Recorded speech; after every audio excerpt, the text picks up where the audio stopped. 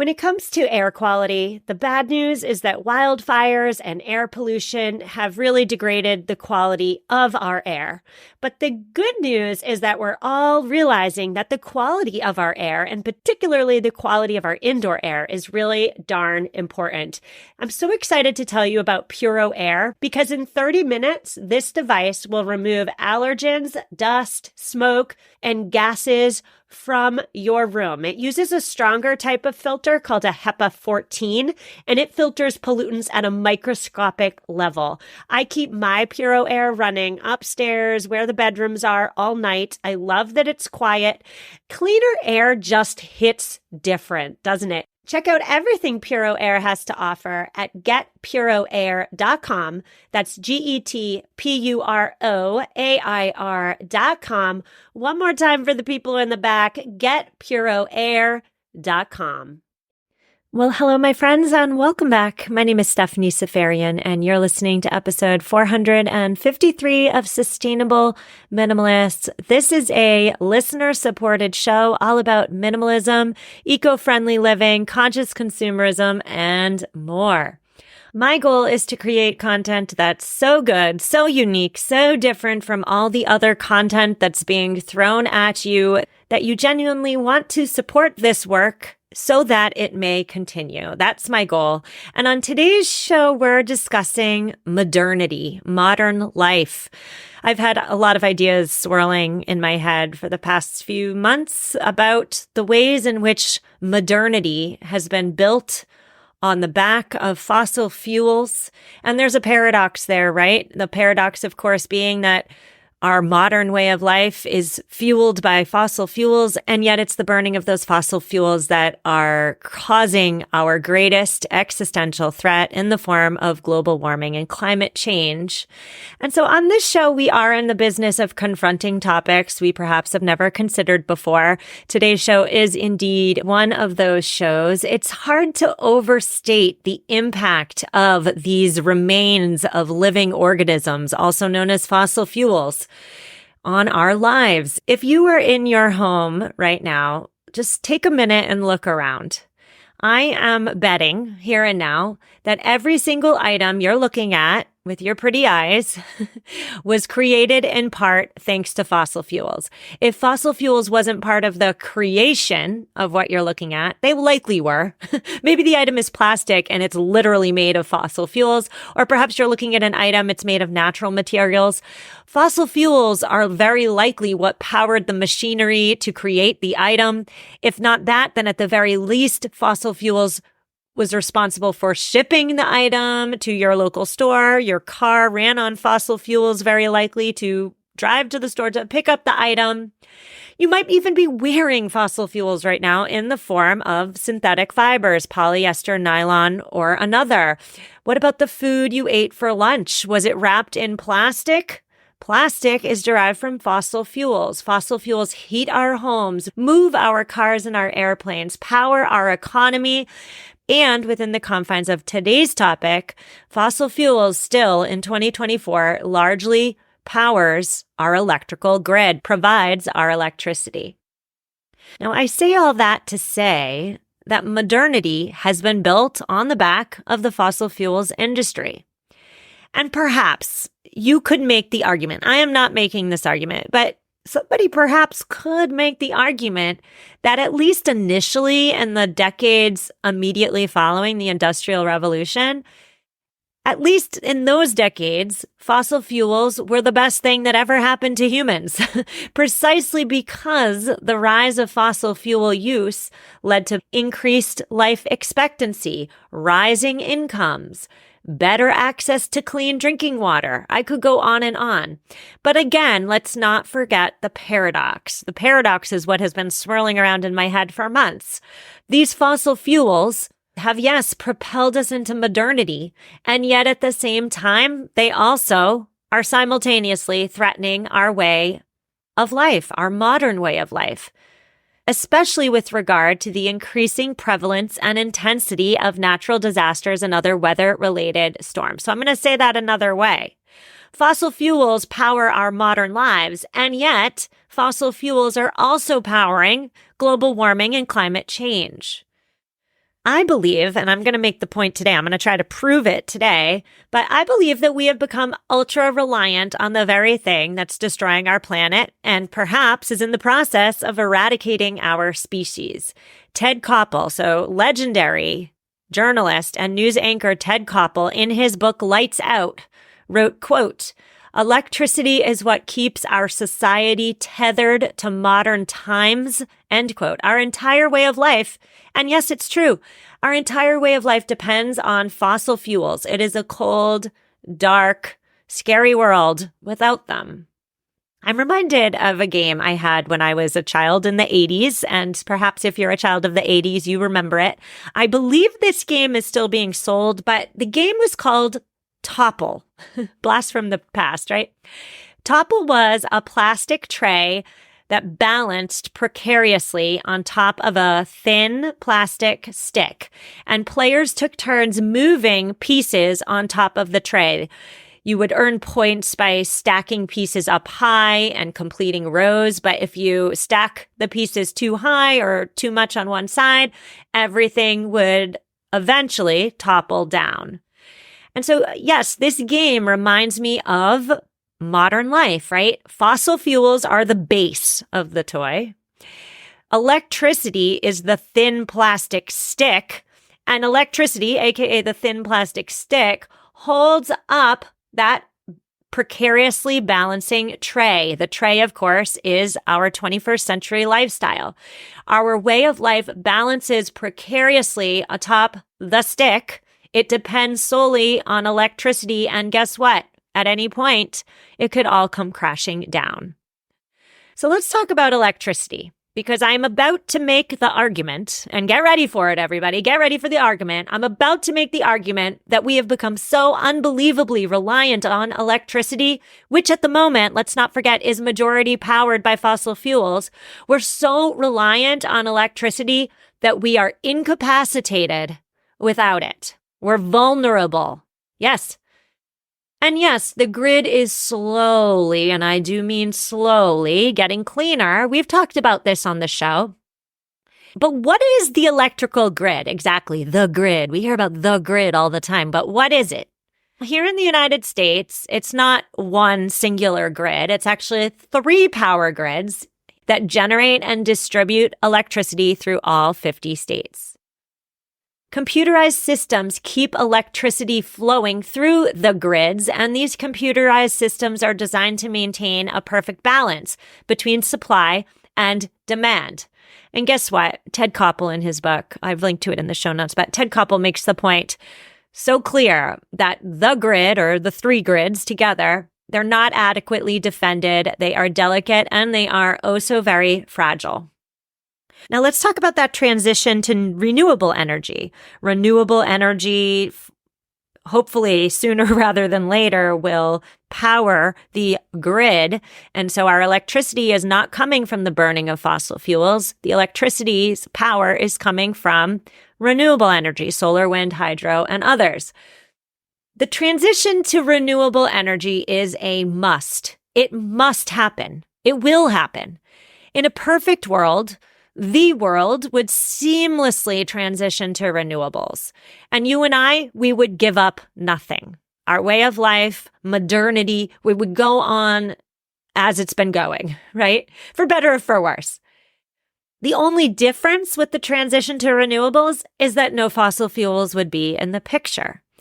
That is the perfect world scenario. And I think for those of you who have been paying attention, you already know we are not living in a perfect scenario world.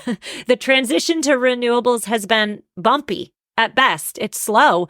We're seeing opposition to renewables, and not just from the predictable fossil fuels industry and pro-fossil fuels lobbying groups, right? We're also seeing opposition from everyday citizens who have their own unique reasons. Perhaps they don't want a wind farm in their backyard or in their community. Perhaps they think solar panels are ugly. I hear this from listeners sometimes. So this is just one example of opposition.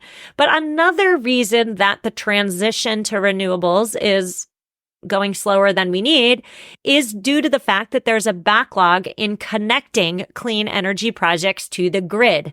The grid is essentially a transmission system that moves power across long distances towards cities, and then local distribution brings powers to homes and businesses. But delays have emerged as new projects ask to get connected to the grid.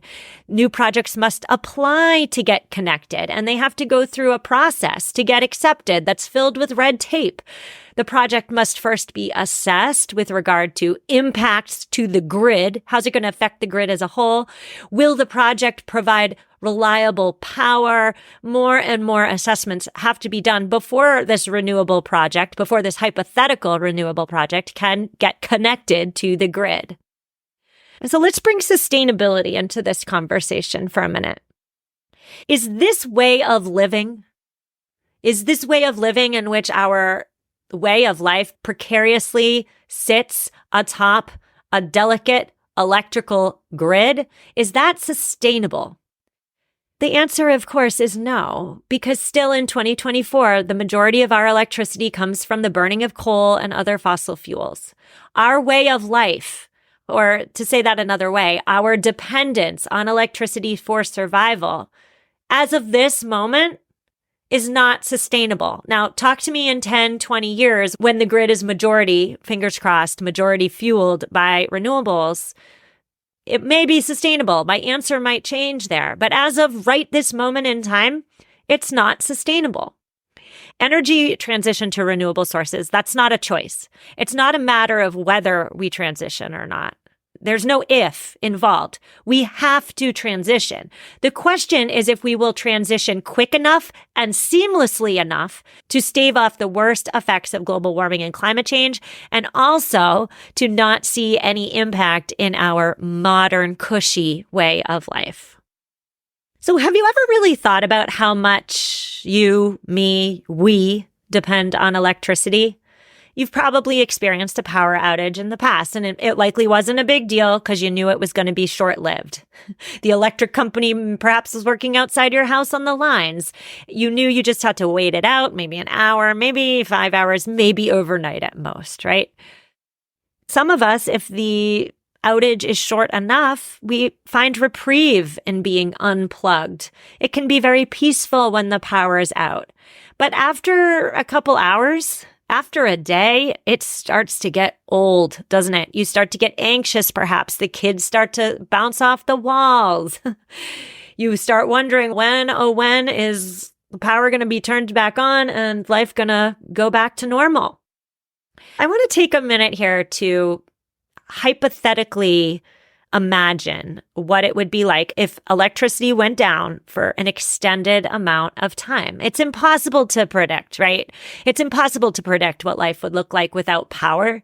But let's imagine that we're in an extended power outage for maybe about, let's just say 2 to 4 weeks. Okay. That's a long time. I'm calling this a hypothetical situation. Keyword hypothetical. I'm not trying to induce panic. I'm not trying to get you scared and run away.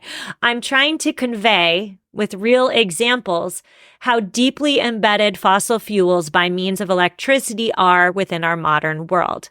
And so this is all hypothetical from my perspective, but I must say there are millions of people around the world, by some estimates 20 million people, that believe that none of what we're going to talk about coming up next is hypothetical. 20-ish million people around the world believe it is inevitable. Again, millions of people are preparing for an extended power outage. Whether the grid goes down because of a natural disaster or a cyber attack or a solar flare. I had no idea what a solar flare was, so I had to look it up. A solar flare is an intense burst of radiation coming from the release of magnetic energy associated with sunspots. Okay, I read you the definition. I'll be honest. I still don't know what a solar flare is, but the grid might go down because of a solar flare. Who knows? The why behind the grid going down is not particularly important within the confines of this conversation today, but the what is what matters. So what would hypothetically happen if the power went out for 2 weeks to 1 month? And by the way, before we get into it, I just want to say, if you want an education, go lurk in some preppers forums. Holy moly. I have only recently, within maybe like the last 6 to 8 months, found Reddit. Reddit is amazing, by the way. It is the best social media site.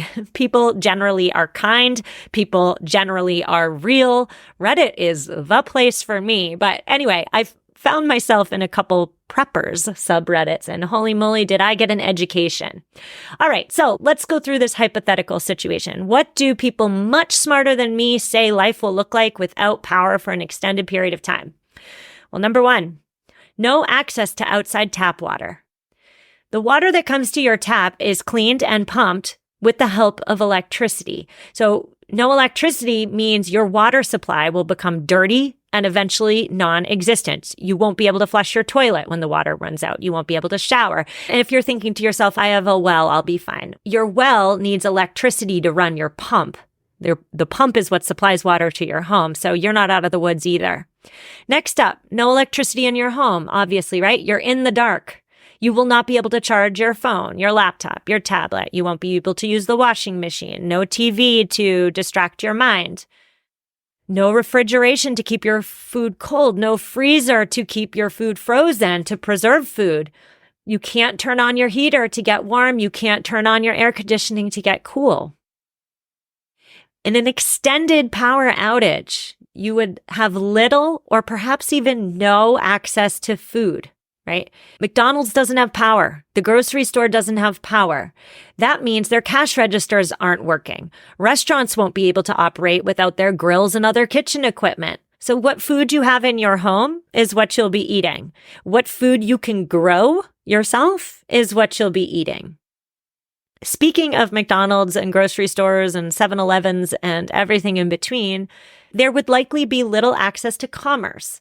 Stores everywhere will be forced to shut down. Like the economy, by means of commerce, will no longer function, right? Cash registers don't work. So going to the store to pick up what you need likely won't be an option. Let's talk about communication.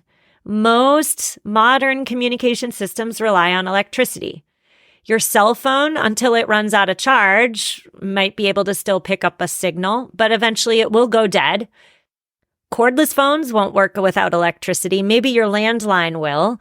And your laptop, it might be able to connect to Skype or instant messaging or your favorite social media site for a bit. But that all depends on where the grid failure occurred and if the servers are up and running, so don't count on it. Now, I'm sure some of you are thinking, well, it's fine because there's plenty of really courageous helpers out there that will help us. But let's not forget that everything relies on computers, and without electricity, computers are useless. Calling for help in an emergency might not be an option. Again, Ted Koppel, in his book Lights Out, he makes the point that there are emergency preparedness plans in place for natural disasters like hurricanes, like heat waves, like ice storms. There are plans for power outages that last a few days. Yes, there are plans. The powers that be have plans for that. But there's no plan in place for highly populated areas without electricity for months or weeks. I'm going to say that again. There's no plan. Nobody has a plan for what happens when highly populated areas, think like a New York City, for example. What would happen to New York City if New York City doesn't have electricity for weeks? There is no plan. Let's go back in time and think about some natural disasters. Hurricane Katrina, right? There were reports in the week of Hurricane Katrina that as many as 200 members of the New Orleans Police Department were under investigation for deserting their posts. Let's talk about the Red Cross. The Red Cross is the largest non-governmental relief organization in the United States. In late 2014, maybe you remember the controversy, ProPublica, together with NPR, published its findings with the conclusion that the Red Cross is more concerned with bolstering its public image and raising funds than actually mitigating disaster relief. Following Hurricane Isaac in 2012, ProPublica found that Red Cross supervisors ordered dozens of trucks that usually delivered aid to be driven around nearly empty just so they would be seen. And now what about FEMA? FEMA is an acronym. It stands for the Federal Emergency Management Agency, right? Are you saying, oh, if there's a natural disaster, FEMA will help me? Well, anybody who watched the news coming out of Louisiana following Hurricane Katrina knows that FEMA failed. And I must say, Katrina was in 2005. FEMA is a much stronger organization now than it was almost 20 years ago, 19 years ago. And that is good news. But let's move on. You're going to have little or no access to transportation. Whatever gas you have in your car at the moment, that's what you've got. Gas pumps need electricity to run. And even though, yes, collectively, gas stations do have millions of gallons of fuel in underground tanks, gas stations without generators will not be able to pump that gas into cars or containers or anything else. So without gas, you'll be stranded. Same with city buses and trucks, government vehicles, cop cars, ambulances, and subways and rail systems too. They rely on electricity and would likely be incapacitated. Finally, one more thought here. Bank systems. They may indeed go offline. You will not be able to run to an ATM and get cash from your account. ATMs will not work. Banks will be closed. And of course, too, if we're really extrapolating here, money is not going to mean much if the power grid completely collapses. Commerce is at a standstill. Nobody's going to the store to get a nice new summer dress. Now, if this hypothetical situation actually were to happen, I do envision the ultra rich trying their darndest to buy their way out of the problem. I am reminded of an article I read in The New Yorker back in 2017. I linked to it in the show notes because it is a must read. Must read. The article details wealthy survivalists who have stocked up on all the things. They've stocked up on gas masks, bunkers, locations that are safe from the effects of climate change. One person that was interviewed in this article details how he keeps a helicopter gassed up at all times. It's always at the ready at a moment's notice to fly to his underground bunker with an air filtration system in a secret location. There's also a lot of mentioning in the article of stockpiling guns and other weapons, stockpiling gold coins, because again, paper money, is that going to mean anything? I don't know, but gold might be barterable, like able to be bartered, right? So read the article. It's good. That's what the ultra rich is likely doing. And many ultra rich people, according to this article, are already planning for it. They're not just thinking about it. They've planned for it. They're ready. But what about the rest of us? I'm not ultra rich. Heck, I'm nowhere near rich. If I was born 100 years ago, I likely would have the skills and the knowledge necessary to weather an extended power outage, right? My grandparents and my great-grandparents, they understood self-sufficiency because they lived it. A global depression was sandwiched in between two major world wars. They knew the importance of being self-sufficient. They fostered age-old skills just in case. And yet you and I, we're a generation, 2 generations, perhaps for my younger listeners, my Generation Yers, perhaps you're 3 generations removed from crisis. That means that we are heavily dependent on products made by fossil fuels and systems powered by fossil fuels to make our lives easier. So we have got a lack of perspective because we're far removed from disaster. That's coupled with a reliance on convenience, which is also hindered by the fact that we have not collectively fostered these age-old self-sufficient skills. What does that mean? Plus equals vulnerability. We're one thing and one thing only. We're vulnerable. So we're going to take our quick ad break, and then I have some personal thoughts. And the personal thoughts are where my mind has been for the last, 6-ish months. If you are a supporter and subscriber of the show, just keep listening. Easy breezy listening. It's continuing on. If you're not a subscriber, I'll see you after our sponsor break. Hello, Sustainable Minimalist listeners. Are you committed to living a greener and simpler life? Well, meet HomeThreads, your ally in more sustainable and minimalist home decor. As the total destination for decor and furniture, HomeThreads helps you define your minimalist lifestyle while respecting the planet. Discover their exclusive Haven collection. They use many sustainable materials without compromising on style. And here's the best part. HomeThreads always has the best value. It was time. After 9 years of living in our home, it was time to replace our outdoor furniture. And my husband and I, we went to HomeThreads. We have a HomeThreads patio umbrella and a new bench. And oh my goodness, we are so in love. Create a home that reflects your commitment to the environment. Visit homethreads.com/sustainable and get a code for 15% off your first order. Homethreads.com/sustainable. Love where you live. So many of us have chaotic closets that are crammed full of clothing items, and yet somehow we still have nothing to wear. Well, upgrading to high quality and affordable pieces from Quince when you need them is a game changer. They offer organic cotton sweaters and washable silk tops. My 100% Mongolian cashmere sweaters are my go-to. Not only are they affordable, but the quality is top-notch. They wear better than the cashmere sweaters that are double their price. Indulge in affordable luxury. Go to quince.com/sustainable podcast for free shipping on your order and 365-day returns.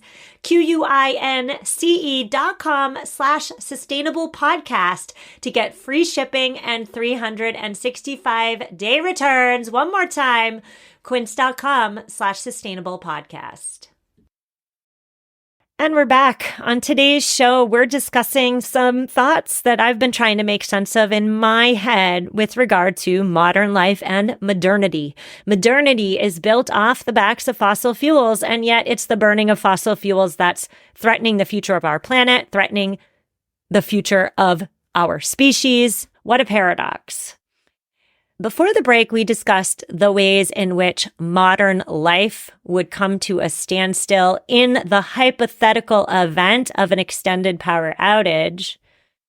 Now we're on to the part of today's show in which I'm giving my thoughts. And these thoughts are largely centered around not just the ways in which fossil fuels literally powers our modern life. These thoughts are more about the ways in which fossil fuels have changed our outlook, brought us towards late-stage capitalism, and more. And so the first point that I want to make clear is that in the hypothetical event that our electric grid went down for 2 weeks to a month or longer, we certainly wouldn't be minimalists anymore, would we? Minimalism leaves us vulnerable. We would be maximalists, wouldn't we? We wouldn't be amassing stuff that contributes to status or prestige. No, of course not. But we would be amassing stuff that has usefulness for survival. Back in 2019, I aired an interview with homesteader Kelly Morris all about why self-sufficiency matters. And for me, that was one of those aha interviews. That was, 4 years ago now? And I still think about my conversation with Kelly. Kelly, if you're listening, hello. Kelly brought up points in our discussion that I frankly had never considered before. Canning our vegetables, for example. That's not some cutesy activity to videotape, make a reel out of, and put on Instagram. No, that's not why we can. We can our produce because knowing how to preserve food is an essential life skill in the event of an emergency, right? Being a maximalist when it comes to stocking your home with everything you need in the event of a big fat emergency, like the electric grid going down, that's not futile. That's smart. I remember Kelly saying in our interview under her bed, she keeps her cans. She keeps cans under her bed. And I said, but don't cans belong in the kitchen? And she said, no, cans belong wherever I have room for them. I thought to myself, oh my goodness, you're a maximalist. Yeah. And perhaps maybe all of us minimalists listening could consider being maximalists if maximalism can help us keep around the stuff that we need, like food, like water. We'll talk about that in a minute. I'm almost tempted to make the argument that minimalism as a lifestyle, and I love minimalism. Don't get me wrong. Minimalism has helped me in so many ways, but I think I'm making the argument that minimalism may indeed be late-stage capitalism personified. We are so privileged. We are so out of touch that we can give away for free or, God forbid, throw out perfectly decent stuff. Yowzer. That is not so thanks to fossil fuels. If there was a natural disaster that outed the electrical grid for 2 weeks, suddenly everything would become valuable. Everything would have a purpose and a reuse. Everything would be necessary to keep around. So that's one thought. Let's move on to another. In modern life, right, in 2024, and perhaps not all of you or us as a community listening, I'm not talking to us, I'm preaching to the choir here, but in general, we Americans, we are wasteful, right? We create an awful lot of trash and we don't think about it. But guess what? In the event of an extended power outage, we would, each of us, every single one of us, we would suddenly become very cautious about creating trash. Because guess what? Trash smells and no one's coming to get those bags from your curb. Recycling would take on a whole new meaning again, right? Recycling wouldn't just be this afterthought we do to maybe feel good about ourselves. Recycling, becoming more circular, would become essential. You'd want to do your best to limit the trash you produce. You would reusing containers and tin cans would be used to heat water over a stove. Kitchen waste, including paper, cardboard, that would all be composted because remember, if you're growing your own food, you need healthy soil, enter compost. You would be spending so much thought, effort, energy, time reducing the amount of trash you produce, which, by the way, also happens to be a sustainable behavior. Another thought, in the event of an extended outage, I am willing to bet you would no longer care about money, about status, about prestige, perhaps even about your looks. We would go back to basics. Instead of worrying about the new wrinkle that just popped up between my eyebrows, I'd likely be thinking about acquiring water and purifying it so that I can survive, right? Instead of stressing about whether I have enough money to take my family trip to, I don't know, pick a place, Disney this summer, I would likely be wondering whether the berries grown in that back corner of my yard are edible. We would still have problems. Our problems would be vastly different. We would have vastly different problems. And this brings me to an important point. We human beings, we Homo sapiens, we are wired to find problems and stress over them. Always, no matter what the situation, no matter whether we're living in our cushy first world, post-industrial era world, or whether the power goes out and we're thrust back into darkness, the dark ages, perhaps, if you want to go there for a nice little pun. But whether we have electricity to solve our survival woes or not, that's not the point. Fossil fuels have propelled us into a world in which all our immediate needs are taken care of. And yet, find me a person without problems, without stresses. We always have problems and we always will. What will change is simply the nature of the problem. So keep that in mind the next time you find yourself stressing. We all have problems and we always will have problems no matter what. Human beings are wired to find the problem, to find the negative. Another thought, if the power went out for 2 weeks or longer, hypothetically, we would be working hard. Oh, yes, we would, but we would be working differently.